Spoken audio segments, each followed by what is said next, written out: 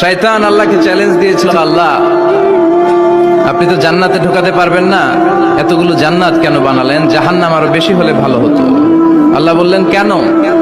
শয়তান বলে, আল্লাহ এই সবগুলার আমি ওয়াসওয়াসা দিয়ে মুনাফিক বানিয়ে নাস্তিক বানিয়ে জাহান্নামে ঢুকাবো। আমি চ্যালেঞ্জ দিলাম, ডান দিক থেকে ধোকা দেব, বা থেকে, সামনে থেকে, পেছন থেকে, নিচ থেকে, রগের শিরা উপশিরায় ঢুকে, মাজরাত দাম যেখান দিয়ে রক্ত চলাচল করে ওখানে ঢুকেও আমি ধোকা দেব। আপনি জান্নাতে ঢুকাবেন কেমনে? আল্লাহ বললেন তুমি আমারে চ্যালেঞ্জ দাও, এত বড় সাহস?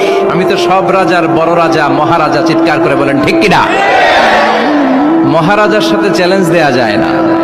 তুমি আমাকে চ্যালেঞ্জ দাও, ওকে ডান, আই টেক ইউর চ্যালেঞ্জ। আমিও তোমার চ্যালেঞ্জ নিলাম।